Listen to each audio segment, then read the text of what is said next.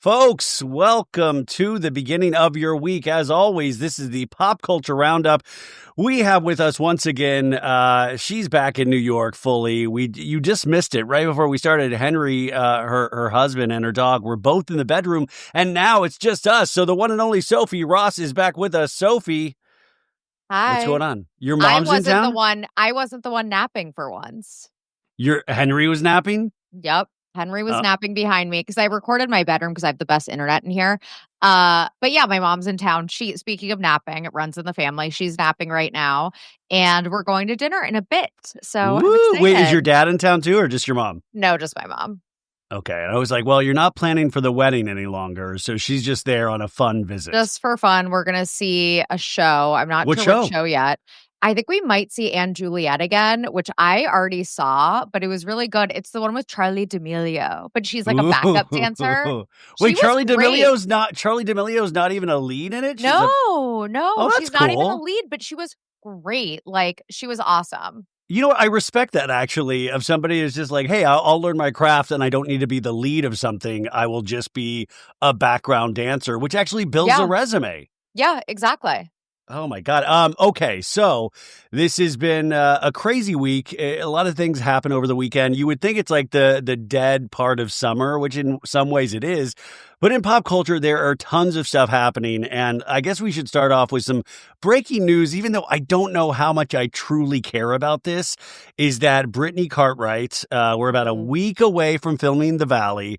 It came out over the weekend that she is dating a new gentleman, which is like, good for you. Date away. You can date. His name is Brandon Hanson.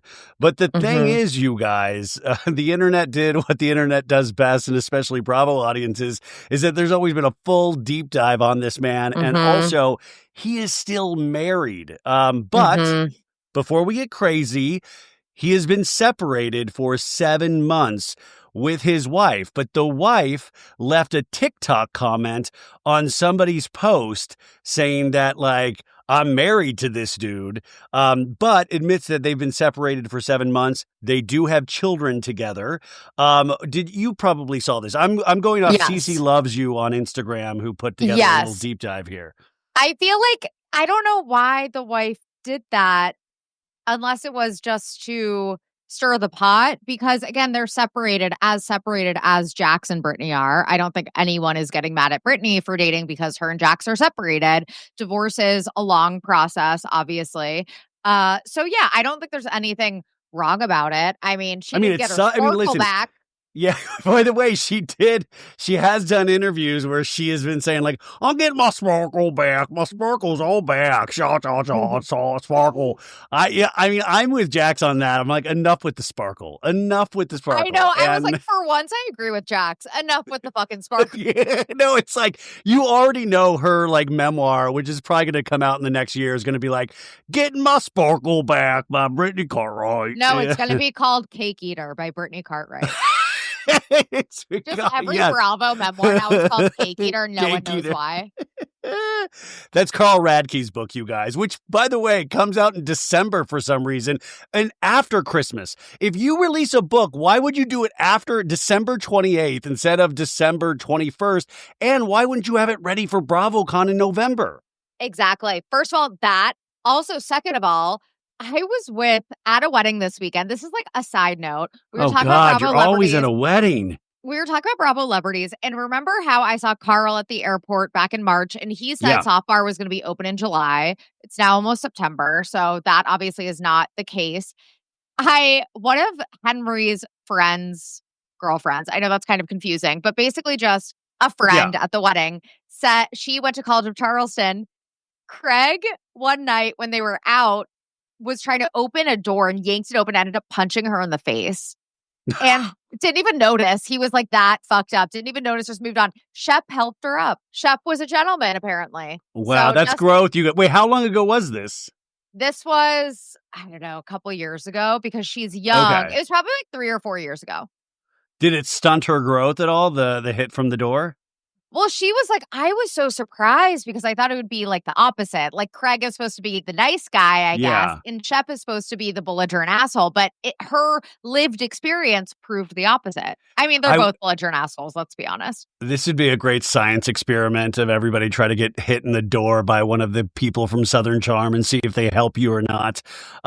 So anyways, this lady that's married to this gentleman that Brittany is now dating. Now, people were able to figure out this man really quickly because like a stream of like Valley co-stars followed this man. So they all follow this man. So they were able to figure it out. And, you know, obviously, you know, when you are going through a divorce, I mean, that's a painful thing. And people have the tendency to unleash on social media, which is probably what she did here. But also, as this account points out, this lady follows Brittany on Instagram and follows Schwartz. That's weird then. That's weird. Yeah. What do you think Jax's reaction to this is? Like, is he livid? I mean, we won't have to see it, but. I feel like, yeah, he's pissed. Not because he's not over Brittany, but because, again, he's losing, like, it's control. Something that he can control, you know? Yeah. So, I mean, I don't know. They've been separated for 7 months. I think things happen, which means they broke up when the baby was like 2 to 3 months 3 months old. That's sad. Yeah, that is very sad. So I'm curious, though. Brittany, I think, understands as well as the other cast does, because Andy was very adamant to Jesse Lally of like, you put a mic on that girl and you film. So will this gentleman be filming with Brittany? How will this like play out in a third season? I was kind of hoping for like a string of dates with Brittany. I wanted like a round robin situation. I would have liked a single Brittany season, like a real single Brittany season without Jax's lurking in the shadow. But I think that she wouldn't date someone who wouldn't be okay with being on camera, because she even said at the reunion, she was like, this is our life. When you're a reality star, they sign up for this. I know. I mean, I will say the Bravo celebrities are the best at like, they really make you believe they are doing something of note. Curing like, cancer. Yeah, like Sandoval. He's like, we put our life on the line, dude. We step in there when nobody else will to film it all. The good, the bad, and the ugly, dude. Meanwhile, no one asked. Actually, like our lives would probably be better off without them doing this. Oh, nobody. Yeah, exactly. Imagine if we had not had to go through Sandoval, how much better we would have been. And like as a human race, like fully.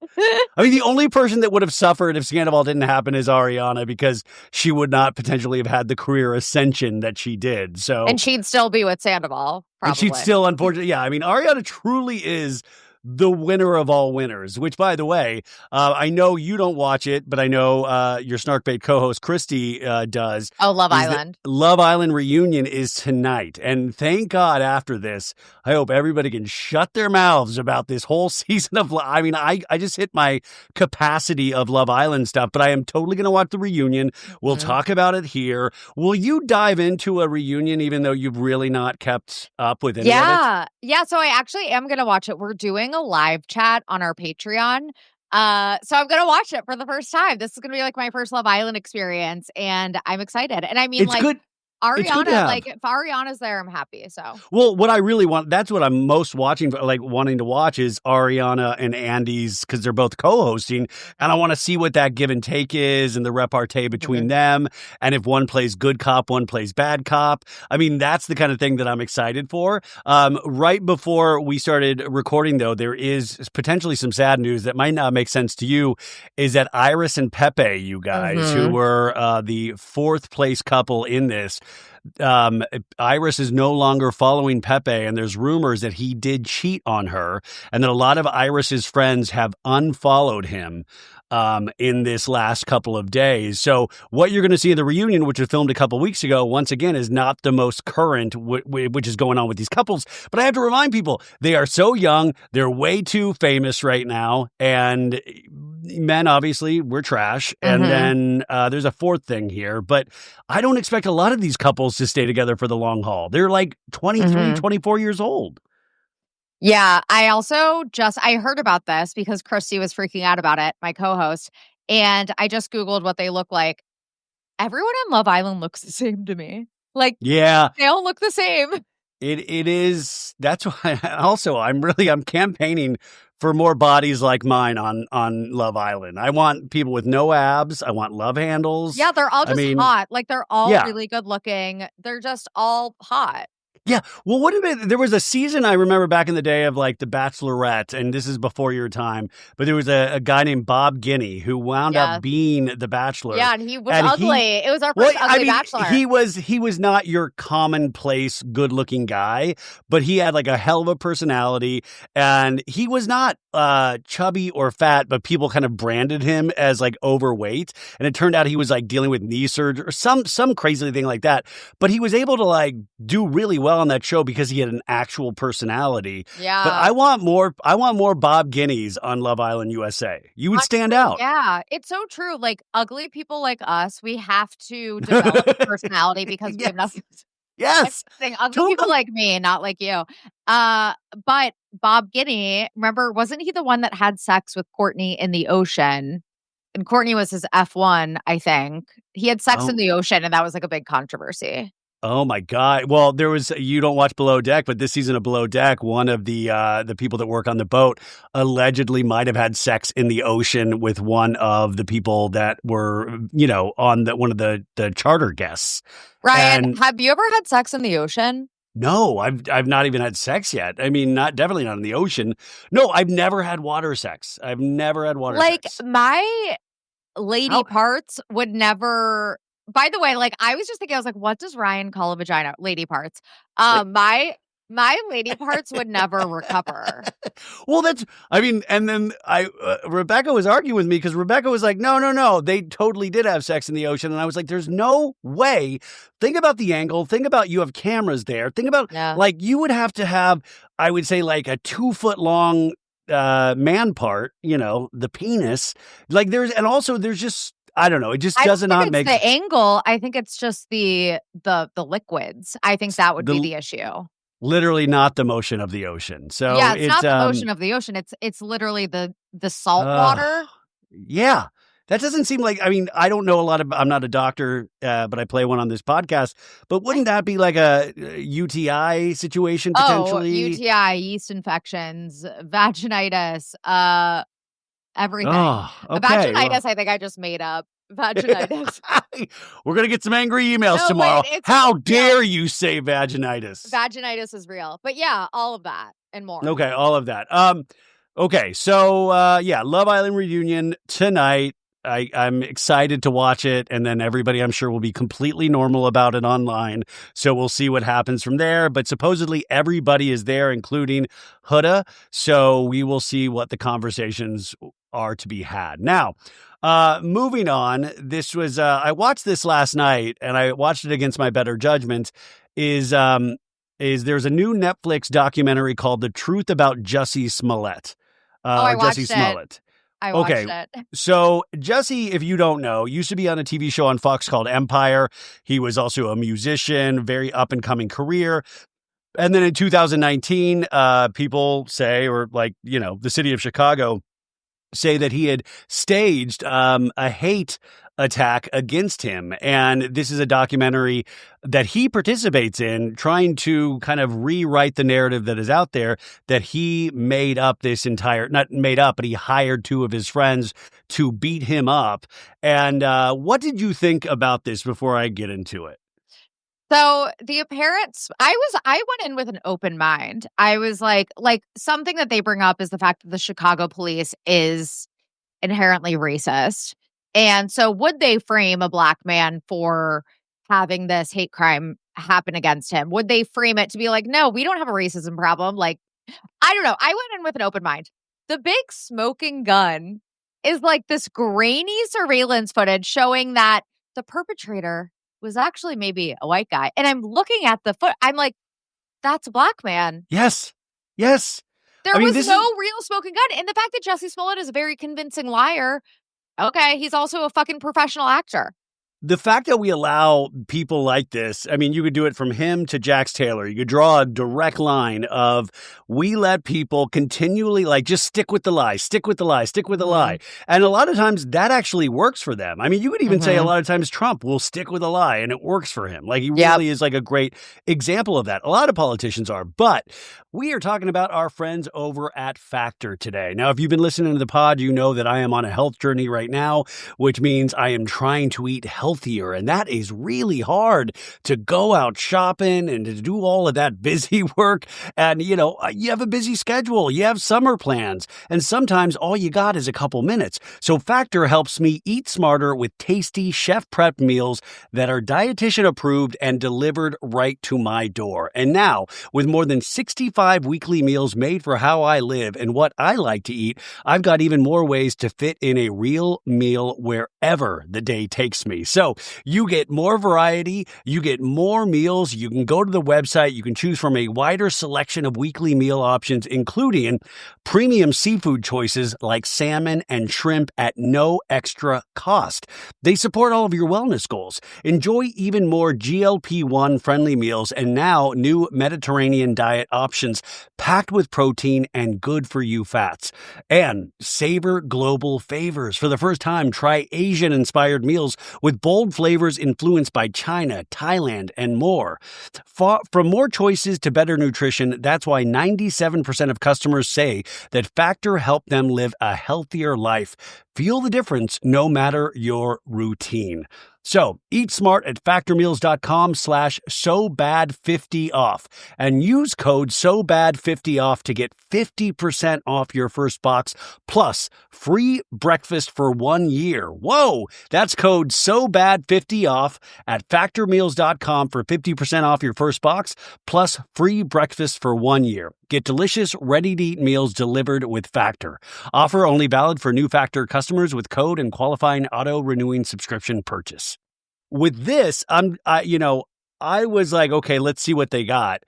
And then I was like, at the end of it, I was a little frustrated and I was like, why? And I was like, remember following the case a little bit. And so I went and just did some light Googling. And within 5 minutes, I was able to prove the thesis of this documentary wrong, where it's they left out key components with guys, they had hired these two Nigerian brothers who were extras on the set of Empire. And the stuff that they leave out was that Jussie was in contact with these brothers an hour before the attack, an hour after the attack, and then the brothers immediately the next day took off for Nigeria, was in contact with them there. He had paid the one brother $3,500. That was in the documentary, but Jussie explains that away of well, I wanted him to get me these fat burning pills for my stomach in Nigeria because I couldn't get them here. So I'm like, okay, you could write that one off. But the fact that they left out that this dude was in contact with them the night of the crime, and also they do leave in all of the video footage was very grainy, hard to capture, but in terms of the Uber pickup, it traced them back to these guys. There was one Uber pickup in that area. And so I don't know where you're going to, but it just goes to show you'll always have people believing in your line of bullshit. You'll always have one or two people that will cast doubt. And the one lady, some documentary filmmaker was like, I thought he did it, but then I talked to his family and they really seemed to believe him. And that gave me pause. I'm like, what are we doing here? I know. And speaking of Jax Taylor, I think that maybe there's some narcissistic type personality disorder. There's something going on where I think maybe he even believes his own lie. He has convinced himself that he's telling the truth. It's actually scary. But another thing they left out of the documentary is that he apparently got pulled over for a DUI or something and lied and said that he was his brother. Signed and was I am actually my brother. I am X Smollett. I don't remember his brother's name. But this guy is a habitual liar.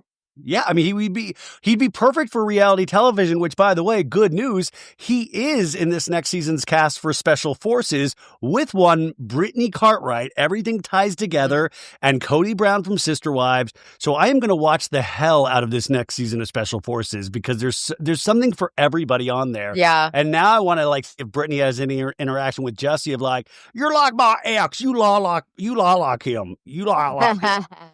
By the way, Jax's Saloon is now called Jussie's Saloon. It's Jussie Smollett is taking over the space where Jax's Saloon. No, I thought the documentary was infuriating, but to your point, he really is such a natural liar, and that he's a good-looking dude that seems sort of nice, so you want to believe in everything that he says. He has such privilege in the fact that we want to believe him, you know?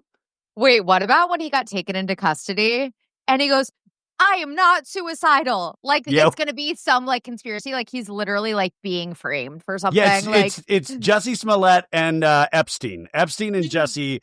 So they were taking him after this court case, said, you're going to serve 150 days in jail. And then he, like, had his fist up of, like, I am not suicidal. I have told the truth. And he really, like, held true to this. And it was so frustrating because if you just watch the documentary, you guys, you would tend to believe of, like, well, I don't know what to believe. There's a good chance that he's innocent. And then I'm just like, this is why I'm like begging people, just do some light Googling, because you'll be able to find some actual facts that if you leave things out of a documentary, you can reverse engineer any sort of outcome that you want. And I'm like, dude, Netflix, man, like get your shit together. I know. It's so sloppy, their documentaries sometimes. It's so crazy that they like actually like platformed him like this.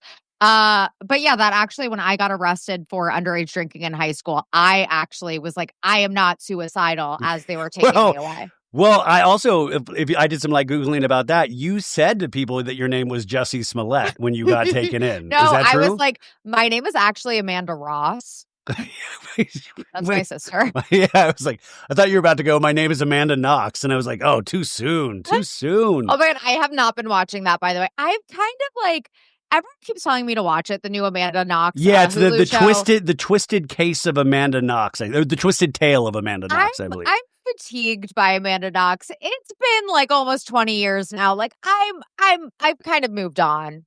Well, there is an interesting like phenomenon of like exhaustion from true crime reenactments and retellings. And like, you know, it's like Amanda Knox had her case in Italy and, you know, obviously very tragic. But Amanda Knox is one of the producers and was heavily involved in this Hulu, you know, retelling of her story with actual actors. You know, I have not watched it yet. I saw some reviews of people that were not super into it, but who knows? Maybe that's your thing. So I think all 8 episodes are out on Hulu now. I don't think I'll be touching it, but I'm like, maybe I'll get around to it. I'm like, no, I have better things to do with my one precious life. But Grace Van Patten, the actress who plays Amanda Knox, love her because she is the lead of Tell Me Lies, another Hulu show that I love. And Tell Me Lies was the one that kind of had a Vanderpump Rules a storyline that was reminiscent of Vanderpump Rules, of right? like Jax and Stassi. Yeah, like a very, very, very toxic relationship. Beautiful. So Tell Me Lies you would recommend, but we don't know about the twisted tale of Amanda Knox. Correct. Okay, so you guys, it has happened once again, is that this year, starting, I guess, today when we're talking Sunday, through next weekend, is the beginning of the annual Burning Man out in the Las Vegas desert. And I don't know if I have any friends going this year, but already this thing has suffered. There have like 50-mile-per-hour winds. If you're on TikTok, you just could like type in Burning Man and you'll see the conditions even on the first day. It is just a complete dust storm. There's mud everywhere. And remember, this is something every year now that happens. Like 2 years ago, or was it 3 years ago, when everybody was getting trench foot and Chris Rock was trying to escape out of Burning Man with Diplo. Oh my God. I mean, I don't, would you ever consider going to something like Burning Man, or are those days over for you? I mean, I don't even know if those days ever existed for me. I think that like a regular music festival, like a normal one, maybe like where I can like go to an Airbnb to sleep. Burning Man just like freaks me out. You've been, haven't you? No, I was invited a couple times, and now I just, when I was looking at news stories, I was like, oh yeah, I think I've officially passed the date of considering even going, because first off, a lot of it's now just like tech billionaires that go and like have people set up their camp. But like a lot of the ethos of Burning Man, you know, that's been around forever, you know, I kind of like it. It's like self-reliance and taking care of people and being responsible for oneself. And there's a bunch of art installations and DJ things, and you travel travel around on a bike and you have supposedly great conversations with people. But then it became something where it's like Paris Hilton was getting like flown in. Diddy used to go every year. So I bet Diddy is really bummed right now because he's missing Burning Man this year. Also, they all wear like steampunk outfits. Yeah, it's very Lisa Vanderpump, Nick Lane decor. Nick Lane at Burning Man. Lisa has a chapter of Pinky's, her restaurant, opening at Burning Man. No, but I don't know, it's one of those weird things. But then I was looking at articles. And what is this? Like the U.S. Sun talks about the orgy tent and how much goes into setting up the orgy tent at Burning Man and like how the pipes have to like carry all the liquid out. I'm like, Jesus God, just shut it all down. It's like the new version of like, wait, what was Lisa Vanderpump's Lake Tahoe restaurant? Wolf. Oh, Wolf, the sexiest restaurant in Tahoe. Oh, the place where you take your girlfriend and your boyfriend and the dog that you do weird things with. Nigga Lane. Do you see Lisa Vanderpump's taking over a hotel in Vegas? I think she's taken over, was it the Conrad Hotel? But it's going to be called Vanderpump's Hotel. I didn't see that, but oh my God, I have a theory. And like, also, like, this is my theory that I pieced together from other people's theories, so I won't take full credit for it. But you know how Vegas famously is, no one is going anymore. The tourism is really down. Yeah. No one is going to Vegas anymore. Taylor Swift's new album is Life of a Showgirl. I think instead of touring, she is going to do a Vegas residency, and Vegas is going to pay her top dollar. So now we have to put pressure on Taylor Swift to save Las Vegas. Yeah. But the Life of a Showgirl, it would fit. Now, people have been speculating this could be the Sphere because the Sphere, I think, is an amazing venue. They're having a really successful run with the Backstreet Boys right now, and they're showing the Wizard of Oz movies, and they have an IMAX or like a film by Darren Aronofsky, the filmmaker, made just for those screens. And I've seen it. It's amazing, but they've got to get these big name acts in there. So Taylor Swift, I mean, I just don't know the reality of that in the sense of the Sphere holds what, like 15,000 people when Taylor Swift can sell out stadiums.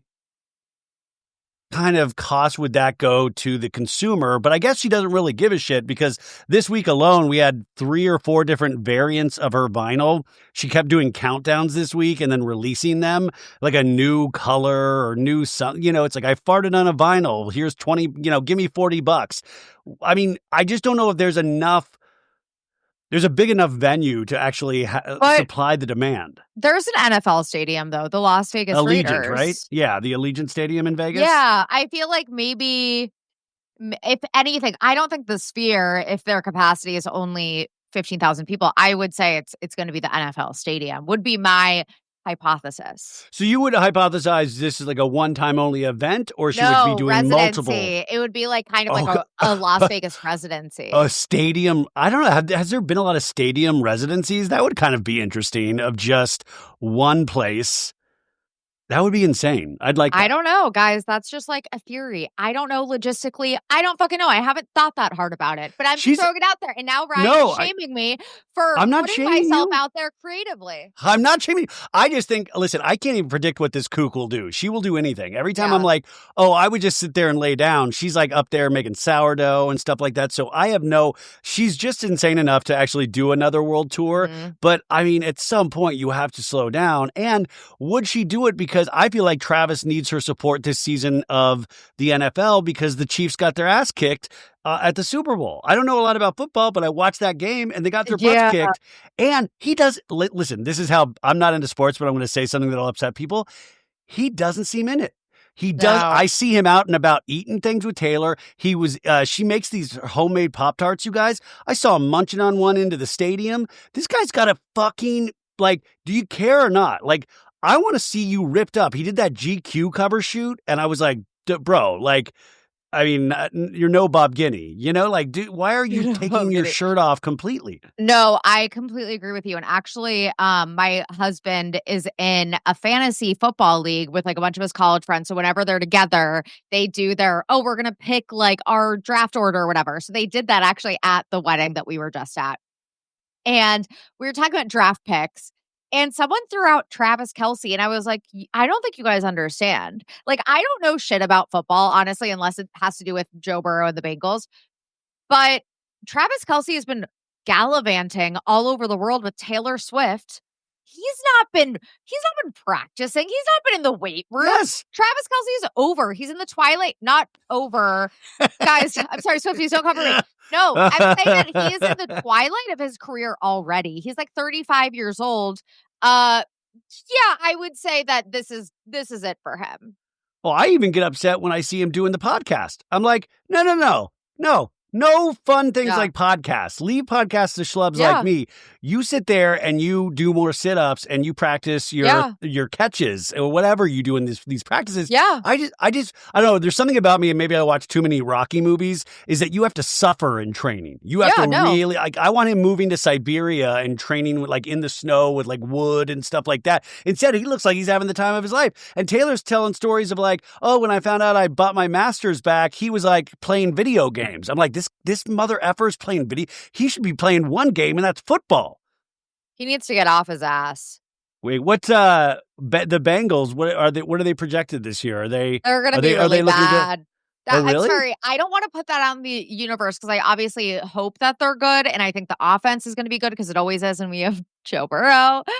But the defense is terrible. It's probably going to be terrible, which means we won't win a lot of games. But I will say, just plugging Snarkbait really fast, instead of Dark Energy Tuesday tomorrow, we have actually a Patreon that we recorded months and months ago about Joe Burrow's love life and the tea on his love life. And that's going to be our Tuesday episode on Snarkbait. So if you're interested, you recorded an episode months ago and you held it? Well, it was a Patreon episode. So okay. It was paywalled. Oh, gotcha. But now it is going out to the masses because we just needed a break from recording this weekend. So yeah, now everyone. Does Joe Burrow, what's his look this season? Because he looked like a lesbian last season. He looks like Connie Baby from The Summer I Turned Pretty.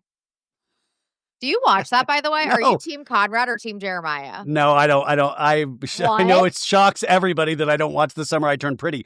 Listen, Zoe, because then what happens is I watch it and then I get immediately addicted. And then I'm like, where's this been all my life? And then it's weirder the older I get when I'm watching shows like The Summer I Turned Pretty. Ryan, people already know I watch Bravo. That's already established. Are you on social media all the time and you have no idea what people are talking about? Because all of my feeds are all about TSITP.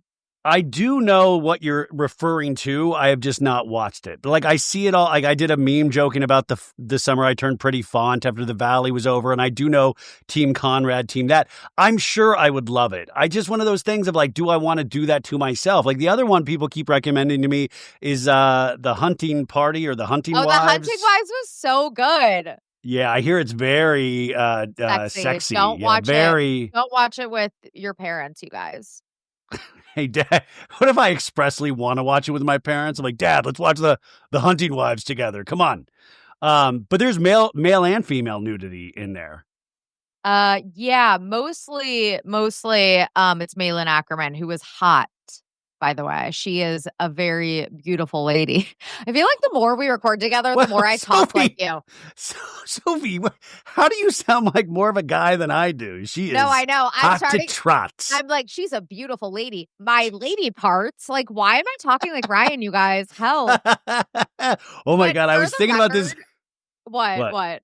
I was for the record, I'm Team Conrad. I just want to Whew. Okay, the other day, I used to get emails all the time, and I was trying to remember, and then I was watching something else, and they're like, I always get so disgusted when I say, not me, but they were saying another podcast or something, when I was calling women females.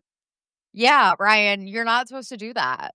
Yeah, but first off, I'm like, okay, cool. It's just sometimes it's so ingrained in you, but also I never said it out of like I was treating it like a science project, you know, like, yeah, but we're not animals. We're not zoo animals. But I didn't even think anything of it. Anyways, it made me laugh. Okay. Page six, man, they're assholes sometimes. I put this up on Instagram this week, but I wanted to read it to you guys. This was the headline. Legendary boozer Sonia Morgan's townhouse is now a sober living facility, which it is a sober living facility now, which is awesome. The townhome that she sold a couple of years ago, but I'm talking about the headline of legendary boozer. Like, what, isn't that, I mean, I get she is, by the way, and a lot of people were like, put that on my tombstone. I wish I'd be called it. It's awesome, but at the same time, man, that's really shitty of Page Six. I mean, I think it's like the irony is they're framing it because it's ironic. And I think that the legendary boozer herself will probably be so drunk one night that she'll stumble in.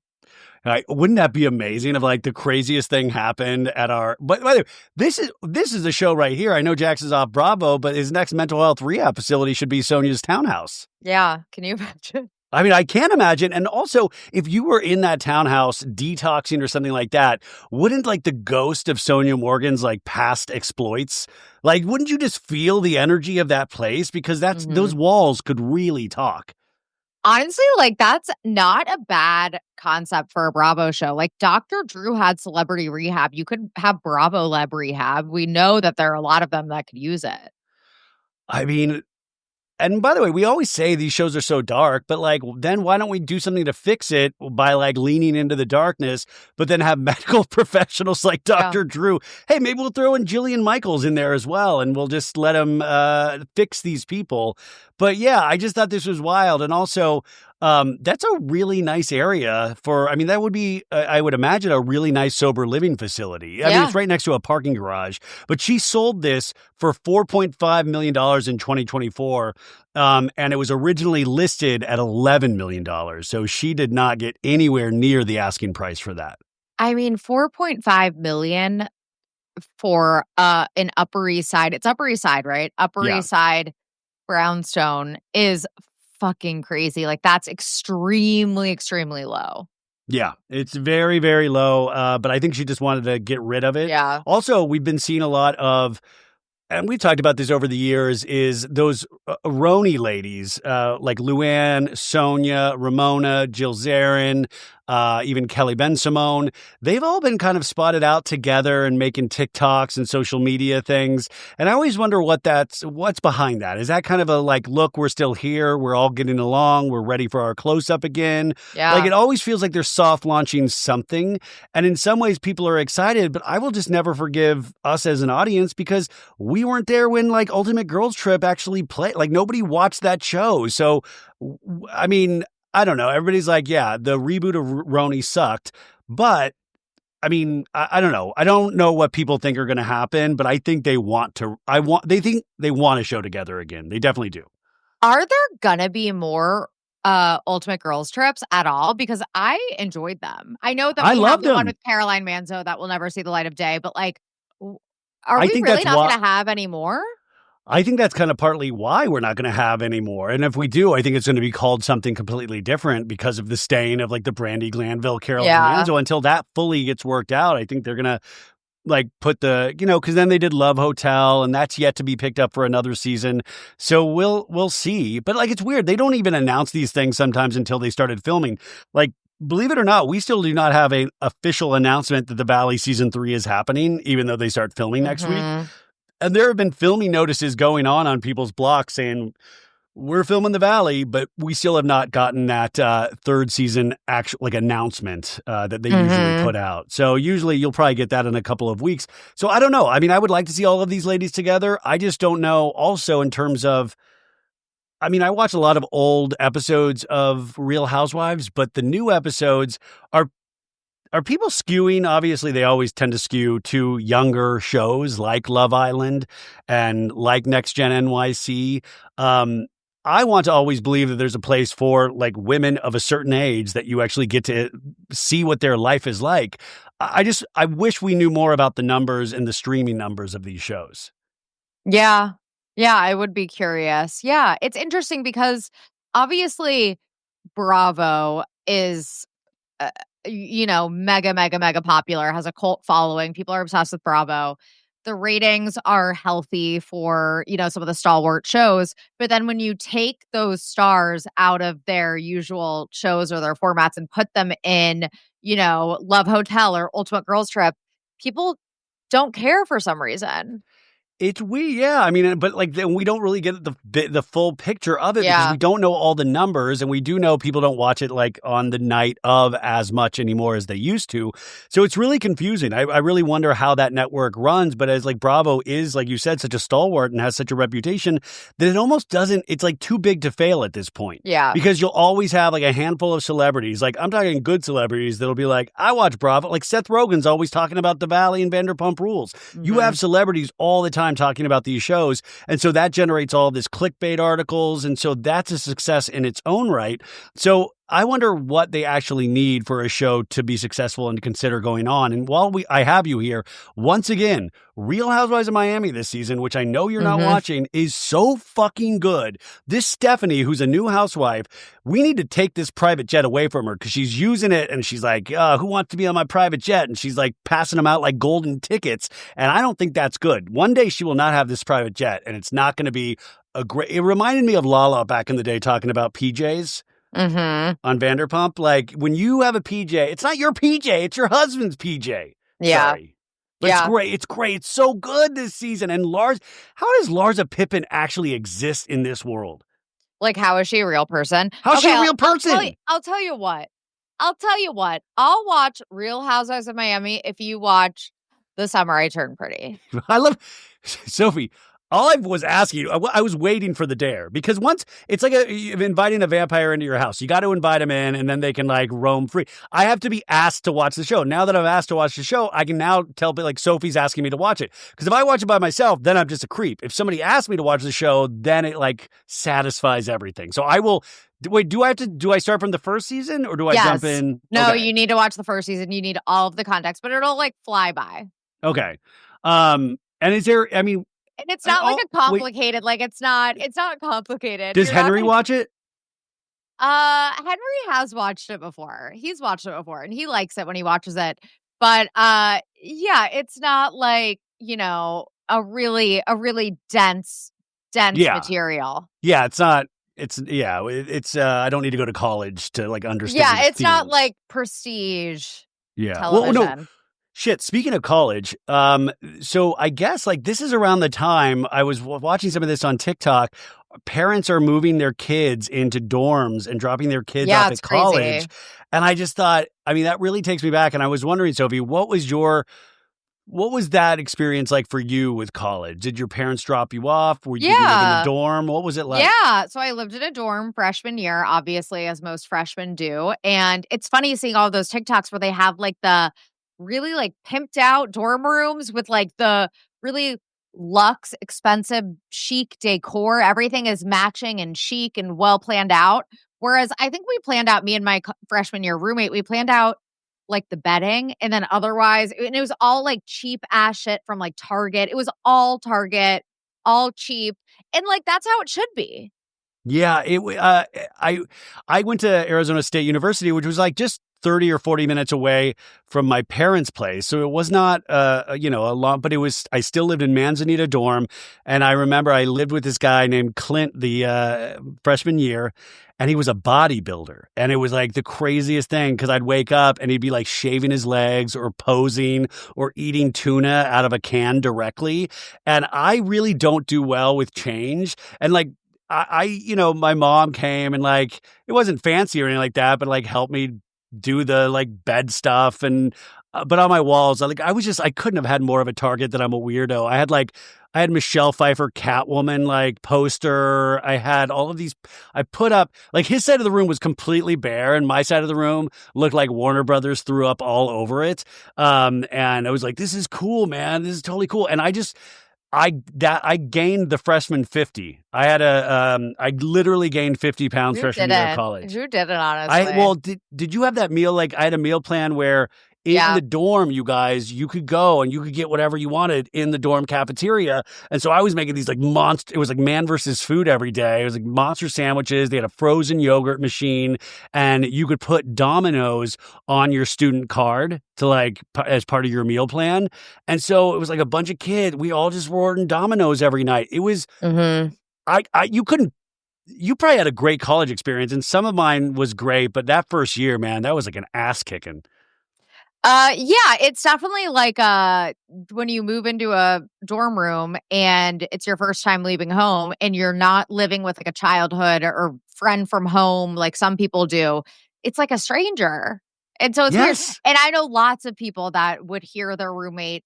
I had like a co-ed floor, and so like my guy friend on my floor would hear his roommate jacking off all the time. Like people would hear their roommate like having sex on the top bunk. Oh yeah, I remember he put a thing around the doorknob, and that would tell me I couldn't go in. And then one time it was sucked. I remember it was like a Sunday night. I had just gotten back from my parents' place, if I'm remembering correctly, and it was on the doorknob. And I had like my laundry and stuff that I had brought back with me, and I had to go find a place to sit for like hours. And I was just like, because this is pre-cell phone where you can't like just text somebody, and it was like things like that were just so. Yeah. I mean, that's maybe I remember I would rent movies because it was like pre-streaming. I mean, it was it was 2010 was when I was a freshman, not to age myself. So it was like maybe when Netflix was just starting to become a thing, but we would like rent DVDs and movies and stuff. And I would rent Titanic all the time because it's my favorite movie to this day. Sophie's the Titanic girl at the movie. Amazing. Now, well, anyways, all you parents, or if you're going to college yourself, congratulations, man. What a journey. And if you are parents, I mean, this has got to be crazy for you, having your kid out of the house, and just enjoy it. Enjoy it. This is your time now. Screw them. The kids are gone. Sad news for a show that I don't think you ever watched, even though you appreciate her story. Gypsy Rose Blanchard's reality show on Lifetime is going no further. They are not getting a third season. And that broke my heart because I am the idiot that watched every episode of Gypsy Love After Lockup, or Life After Lockup, I think they called it. I loved it. And she announced that Lifetime has an older demographic and not as young and hip as, I guess, her demographic. The Gypsy stands? What do they call themselves? Killers? No, sorry, no. No, I don't know what they call the Just Gyps. No, but it's why she's not getting another show. And I was texting with Maritza and Sandra about this, and I said, well, the real reality show starts now for her, because when you have cameras on you, and I know we keep bringing up Jax, but it's a very similar thing. When the cameras go down, that's when their real life starts. It's like anything on camera, it almost gives you kind of guardrails in a way, and you're like, well, I'm going to have to face the audience. And now they have nothing. And I think that's got to be a very scary place to be in. And I'm very curious where her life goes from now, because they have a new child still. She's with that guy Ken, broke up with this guy Ryan, and I'm sure she has money from her book deal and blah blah blah, but that might run out fast. I mean, the same thing with Jax. What are they all going to do? Yeah, it's a great question. If only you had watched it. I feel like I should blame you for this. Like I couldn't convince more people to watch it. I don't know why I never did, because it's like a crossover of all of my favorite things, reality TV and true crime. Yeah. I don't know. Maybe I will retroactively. Yeah, I mean, for some reason, I got really into it, and I don't know why. But then season 2 will end on a cliffhanger, like Santa Clarita Diet, and I'll be really pissed. That's what season. No, I watched season 2. There's not really a cliffhanger. In fact, I was kind of like, "That's it? What? That's it." It's kind of like in Just Like That. She just oh my God. There was a Gypsy Thanksgiving where none of the actual cast members were there, and then Gypsy shits in a toilet. Also, did you see that? What's his name? Michael Patrick King. The showrunner, writer, producer. He's like still defending, like just guns blazing, defending that finale. It's like, come on. Just admit that it was Jussie terrible. Smollett. If Michael Patrick King defends this for the next 10 years, we will then revisit this in 10 years and goes, you know what, actually, that's art. That's a really good finale. That's a really good. Like, just never admit defeat. Like, how hard is it to, you know how many times I've done a bad podcast? And you know how many times I've admitted to doing a bad podcast? Like, how do you grow? How do you, like, sometimes you just don't hit a home run every time. Why is that so hard to admit? Right. Are we all just supposed to kiss Sarah Jessica Parker's ass for the rest of our lives? And I love her. Oh, my God. Oh, I saw that. Oh, my God. What is the author of Sex and the City's name? Candace Bushnell. Candace Bushnell. Yeah. She only follows Kim Cattrall on Instagram. And then supposedly this week, Kim Cattrall liked a negative comment about the series finale. Yeah. And I'm like, but also like on both sides, like, Kim, why are you playing into this at all? Just like go, like, just be victorious that you didn't have to be a part of this finale. But like then the liking of it's very reality show to me. Mm-hmm. It's messy. And it's like these people are getting paid top dollar for their work. And also Cynthia Nixon and Kristen Davis. Is that Charlotte's name? Why did I just forget? Kristen Davis, yeah. Kristen Davis. They did some interview and they were asked about Samantha. And they're like, how do you think it would have been with Samantha this season or something along those lines? So they were both so like snarky about Samantha, about Kim Cattrall. And we know there's beef there, but it's like, I don't know. It just makes me really sad. It's like, why are you so mean to Kim? Yeah, it makes me. I don't understand that stuff at all because it's like, God, this is such an opportunity, like to make money off a beloved character, and then you're just like, God, sometimes you just can't bridge the gap. I always think that people can forgive each other, but as you get older, you realize that's just not the reality. But what I hate is when people try to like convince people to hate somebody else. Like, you got to hate him because I hate him. It's like hate people on your own accord. Everybody has a different relationship out there, and I don't know. It's very. I don't know. We never really get too far past high school.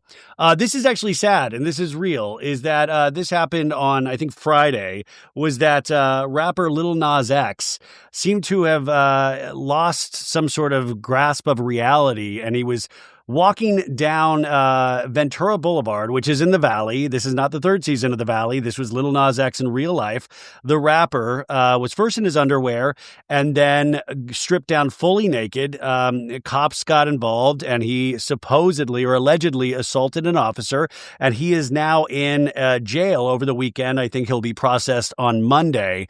And people are suspecting a possible drug OD. But I really like Lil Nas X. And Same. I'm so bummed about this for him. I was hopeful that this was a publicity stunt or prank because it's very like on brand for him. He's a prankster. Like he started out being, a personality on the internet before he became famous. So I don't know. I was kind of hopeful that this was a prank. Is it for sure or not? Well, he's for sure sitting in a jail right now. So if it is a PR stunt or a prank, it is something that he is not telling the cops about. And he still is. This will actually be on his record. But it is funny, to your point, is that my mind went to where your mind went, that it's so weird. Like all of us really way too tapped in on pop culture. I think a lot of us thought, oh, this is a PR stunt to sell his new album. And I don't even know if he has a new album, but that was where my mind went, was like, this guy has to do anything to get his name out there because that's the name of the game now. Yeah. In some kind of Nathan Fielder-esque reality show or something. But it turns out this is real. And I just like the pressure that fame and stardom. And think about this. This is a young gay man, started out with like, what was his big breakout song, Old Town Road, or Old Town Road. Billy Ray Cyrus. Yeah. Like, and then to get to where he's at and to like have that much shit talked about you because you are a gay black man. I mean, this is like what Jussie Smollett wishes he was going through. He wanted to be an activist. Lil Nas X gets like threats every day of the week. But I do know he's had some issues with drugs in the past. But also, I don't know, I just think it is so common for people, especially at this level, to get deeply involved in drugs because I would imagine it gives you some kind of solace with yourself and helps drown out all the voices. And that's not a good thing, but I could understand a world in which you don't know how to interact with anybody at a certain point. Right. I'm not envious of people that, especially ones that I feel like experience, and we see this a lot with reality TV, where it like really is kind of like an overnight thing where all of a sudden they have 1 million followers out of nowhere. You see that with the Love Island contestants. I feel like Lil Nas X's ascension was very, very, very quick because he had that huge hit overnight. Yeah. So, and then he had to follow that up with something else. He had to try to get in there and work with people and put his name out there. And then he did that one single that people, like he was joking about it, but people were like, that's demonic. And so the devil. Oh my God, I loved that song though. Yeah, but people are like, no, he's like the devil. And I'm just like, God, we got to chill out. Congratulations goes to Kylie Jenner. Last week, her and Timothée Chalamet were photographed with fans. This was like the first public outing where they had been seen together in months. So congrats to Kylie and the whole team for getting another photograph with you and Timothy. They were like in Budapest, right? And they were it was somewhere, and Timothy was in his like a goofy Wes Wilson scarf over the head wear, which is great. So Wes Wilson, we can really say, did he start that trend, or that obviously was going on before Wes Wilson? No, Wes Wilson did not start any fucking trend. Don't give him that kind of credit, loser. I cannot stand him. Okay, so congrats to Kylie, but it is oddly quiet with the Kardashians lately. It is oddly quiet. And I mean, you'll still see little news stories here or there. All's Fair, the Ryan Murphy produced show where Kim is the lead of, premieres on Hulu. They say in the fall, but we don't have an exact date yet. So we have that's coming up. There's what? I was just gonna say, speaking of Kylie, I was just gonna plug. We just recorded for our Patreon. Actually, it's coming out on Wednesday. Sorry for all the snark bait plugs this episode. I feel like it's been excessive. You son of a bitch! I went through every single Kylie Jenner brand. How many are still active, and how many are like falling off? The 3 that are still active are Kylie Cosmetics, KHY, and Drink Sprinter. What about Kylie Swim?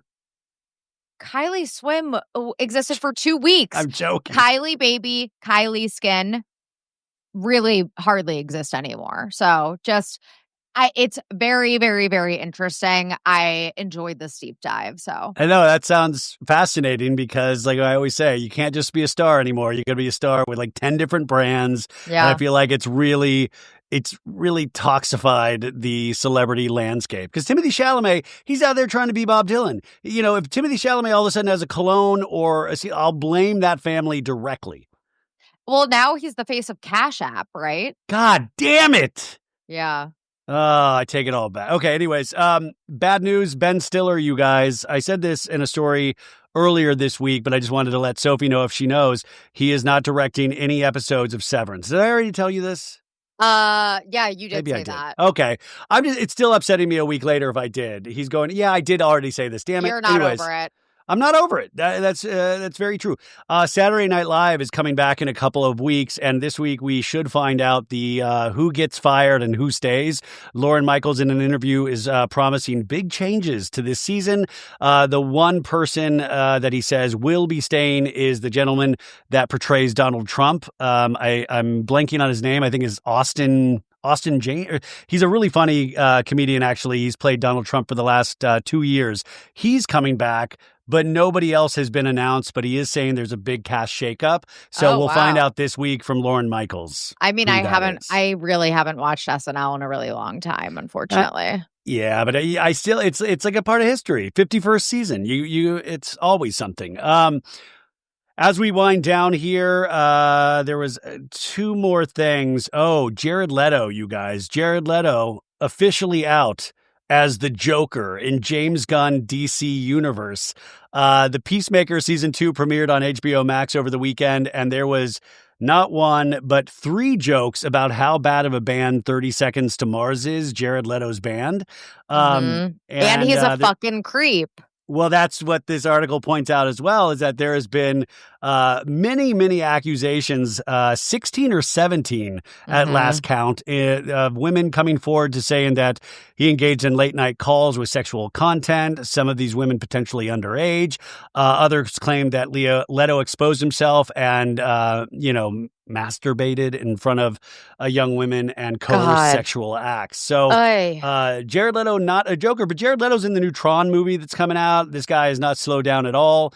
But I don't think James Gunn likes Jared Leto at all. Because are they replacing him with someone? Yeah, I mean, well, listen, that Joker obviously was not in James Gunn's universe anyways, but then they went out, they still like went out of their way to make fun of him, which I thought was an interesting choice. Also, there's a 3-part docuseries. Oh, because this is the one with David Corenswet as Superman. Superman, yeah, exactly. Okay. So yeah, I don't fucking know my superheroes. You're like such a straight guy. Yeah. Wow. Finally, I heard it. That's going on my LinkedIn. You're such a fucking straight guy. Also, there is a 3-part docuseries on Netflix about The Biggest Loser, which we mentioned last week. I'll have some of the people involved in it and a big episode about it. But Jillian Michaels didn't participate in this. She was one of the trainers on The Biggest Loser. But I forgot that she used to date, and this might be before your time too. Do you remember Workout with Jackie Warner? The but Bravo I show? loved. Do I remember? I loved that show. So they used to date. They were together. Like I didn't Jillian know Michaels, that, but like, talk about a power couple. I know, right? But Jackie went on a podcast, and actually our friend Hot Takes and Deep Dives, her podcast, I guess this is years ago, but they brought it out of the woodwork this week because of the docuseries. And she's quoted as saying that Jillian Michaels, she's horrible. She's just a horrible person. Jill was ready to punch, ready to spit, ready to curse in a beautiful restaurant surrounded by dressy, classy people. She's a lot to handle. I used to call her Tasmanian Devil. She got herself worked up. What you see on Biggest Loser, take that times 10, and that's her personal life. She always behaves in the same way, has major anger issues. You're either all good or you're evil to the core. Most people avoid people they consider evil to the core. She doesn't. She goes after you and she tries to destroy you. I mean, I can see that. I want to see them back together now. That even makes me more excited. Like, wow. Is passion. Workout on Peacock? I bet it is. I have not checked, but that would be a great one to go back and deep dive along with the Rachel Zoe project. It is not on Peacock. It's not on Peacock? No, that's so annoying. That is so annoying, but I thought that was I didn't even realize that they had dated. And Jillian Michaels has been in the news a lot lately because now she's like a commentator sometimes on CNN and talking about shit she shouldn't be talking about, which I thought is always very funny. So it's interesting to have people come out of the woodwork in regards to her. Carol Radziwill, also from Real Housewives of New York, who recently appeared on Watch What Happens Live. She's been doing the rounds, talking about her documentary about her friend, Robert F. Kennedy Jr. But she was asked about, she was asked about RFK, our current head of all of our health. But she just said in an interview, I just can't reconcile who it is I thought I knew with this person who has appeared on the scene. He's undermining everything that the Kennedy family stood for, everything on every level. And then she went on to say, well, he actually always liked roadkill. He did have a weird thing about roadkill. He would pick it up from the road all the time and leave it in his minivan, and sometimes he'd forget. Because there was a story, remember, that came out like last year and a half ago about how there was a dead bear and he dropped it off in Central Park because he didn't know where to dispose of the body. Don't we all? Who doesn't? Come on, Ryan. This is why the world is a reality show, because I would give anything to have Carol Radziwill back on Roni and then RFK of like just like a friend of like, Carol, can I come up to can I use your bathtub to get some roadkill out of here? Like that's why. Imagine? I love that he's not the same except for the roadkill part. He always has loved roadkill. There's one thing about him. His consistency in regards to roadkill. Can you imagine his confessionals? Yeah. By the way, the only person he would love, he's like, that Ramona Singer's amazing. I love her. I love her, love her, love her. And finally, you guys, if you guys are readers like myself, Kevin Federline is coming out with a new memoir called You Thought You Knew, about the 47-year-old DJ and former backup dancer. The book launches on October 21st, but it's also being reported that Brittany, I just don't believe that Brittany is like keeping a close eye on this and is going to go nuclear if certain things are revealed in this book. If he decides to get too personal or twist things, she's ready to come out swinging with her own version of events, an insider says.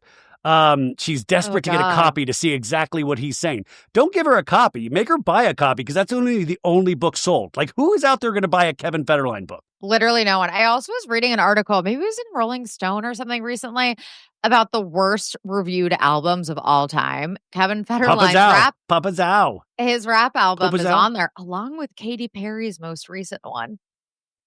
Katy Perry, by the way, it's the 15th anniversary of Teenage Daydream.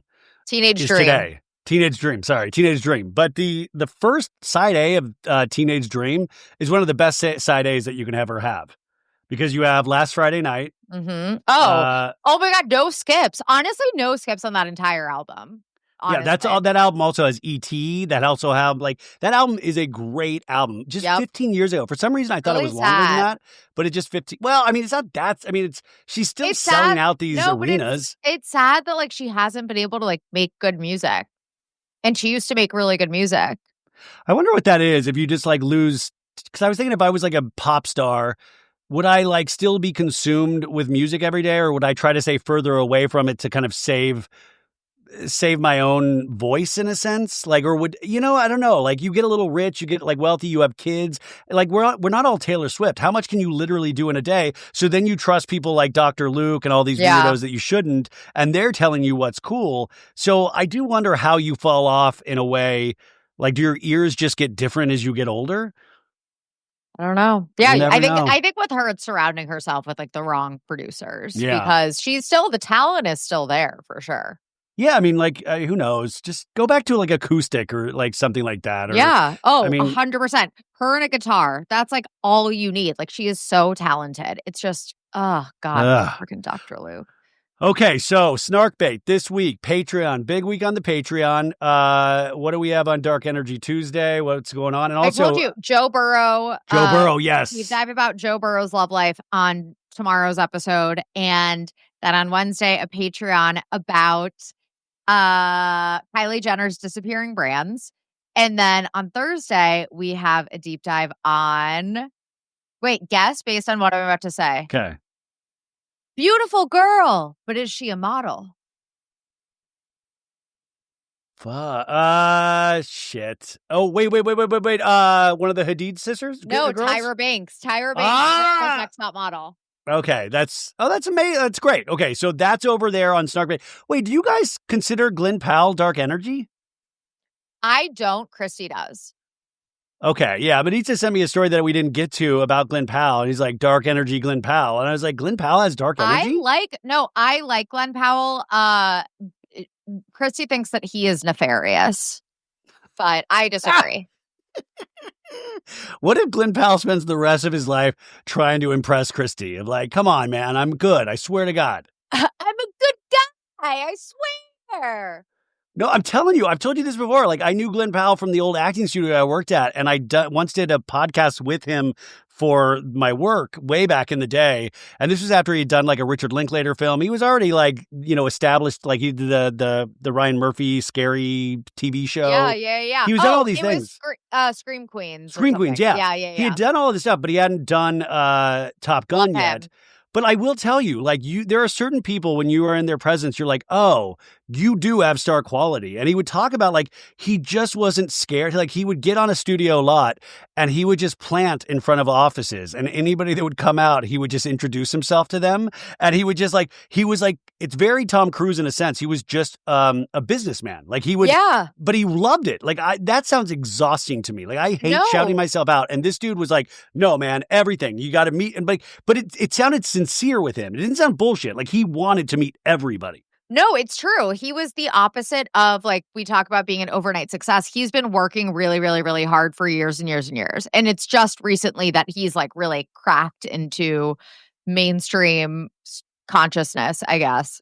Oh, he has doesn't he have a mustard line? That guy. Yeah, he does. He does. Okay, she's got to go to dinner with her glorious mom. I told my mom to come in here and say hi, but I texted her. That's why I was, for all the So people upsetting. who yell at me when I look at my phone on YouTube, I was literally just texting my mom to tell her to come in Wait, people and say yell hi. at you on YouTube? I've seen comments of people getting mad when I look at my phone. I was telling my mom to come in, and she must still be napping, so I need to go wake her up so we can go to dinner. Maritza looks at the comments for me because I'm too sensitive. So anyways, if you're watching on YouTube, thank you. We love you. Go check out Snark Bait, rate it 5 stars, and we will talk to you guys next week. Bye. Bye.